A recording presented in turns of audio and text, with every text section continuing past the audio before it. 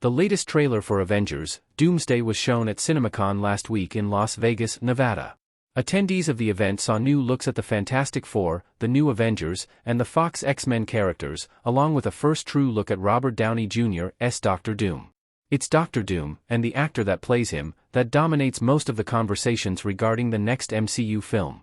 The decision to cast Downey Jr. caused waves in both the MCU fandom and the broader pop culture sphere when it was announced at San Diego Comic-Con in 2024, with some on board with the choice and others opposing it. Beyond the question of if Downey Jr. is the right person to play Dr. Doom, there's also intense speculation on how the Russo brothers will bring this character into the MCU.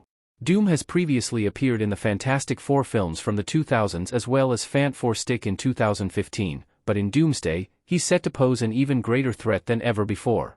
It remains unclear exactly how comic book accurate the portrayal of Dr. Doom will be in Doomsday. The suit certainly looks like it was ripped straight from the comics, which is an area the MCU has had plenty of success in overall, but other questions regarding Doom as a character in the next Avengers film continue to pop up, especially after the latest trailer. Dr. Doom's mask is on the whole time in the latest trailer. A lot of footage is packed into the CinemaCon trailer for Avengers Doomsday. As stated, Bucky Barnes and the rest of the new Avengers are seen, along with new looks at the Fantastic Four and the X-Men. It's a hefty trailer that shows a lot of brief looks at the characters, all without revealing much of the actual story. Dr. Doom was the overarching character throughout the trailer, as he spoke at the beginning of the footage and was then shown periodically throughout. However, Doom's mask remains on the entire time, meaning that Robert Downey Jr.'s face wasn't shown at all. It's a bold move, especially when factoring in the cost of bringing Downey Jr. back to the MCU. Doom is shown fighting Thor in the trailer, and it makes sense that his mask would be on in this scene.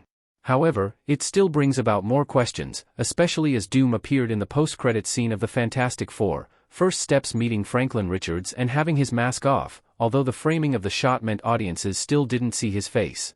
Exactly how the MCU will approach Dr. Doom remains unclear. In the comics, Doom suffers an injury so bad that it requires him to wear the mask the entire time moving forward. His face is scarred and deformed, showing the damage that he sustained, all while making him a more menacing villain in the process.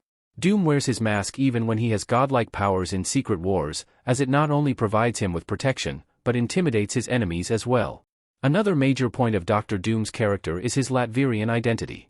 Doom was born and raised in Latveria, a fictional country in Eastern Europe, and is often described in the comics as a land suffering from poverty and food and supply shortages. It's a key part of Doom's development, and one that many fans were worried would get left behind after the announcement of Downey Jr.'s casting. How the MCU plans on bringing Dr. Doom, whose real name is Victor Von Doom, into the universe, or, more accurately, the multiverse, remains to be seen. The trailer gives some answers to that, but also raises many more questions regarding Doom's latest adaptation into live action. That Doom has his mask on the whole time signals that Kevin Feige and company may be planning on having Doom be as comic book accurate as possible. Doom's comic book accuracy needs to be balanced in the MCU story. The MCU has always balanced telling fresh, original stories while still remaining faithful to the Marvel characters and stories from the comics. This has never been more important than with Dr. Doom, not only because of the mounting pressure on Avengers Doomsday to deliver a story that reignites audience interest in the MCU, but because of the significance of the villain in the comics and, perhaps most importantly, the significance of the actor playing him. Doom has to be accurate to the comics, but the MCU also needs to ensure that they bring their own traditional storytelling twist to the character, not only to integrate him into the universe successfully but also to get the most out of the casting of Robert Downey Jr. Getting that balance right is crucial to the success of Doomsday, Secret Wars, and other projects featuring Dr. Doom. The story will also be more emotional for both the heroes and the audience if the balance is right. Downey Jr. playing the hero of the previous saga, only to now be the villain of the next one is quite a change, and one that would undoubtedly have an impact on the Avengers and the rest of the protagonists. That switch up, from hero to villain, will also help the MCU tie Doomsday back to Avengers Endgame, which also looks to be a main priority for the studio. Although Tom Holland's Spider-Man wasn't announced as part of the cast for Avengers Doomsday, his character may still end up appearing. Regardless, his relationship remains a prime example of what's possible with this comic book/MCU balance.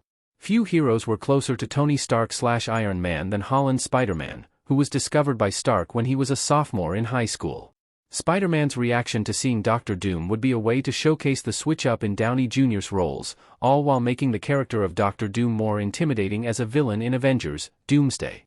The same goes for Steve Rogers, who also had a close relationship with Stark in the Infinity Saga and is one of the heroes who is confirmed to face off against Doom this December.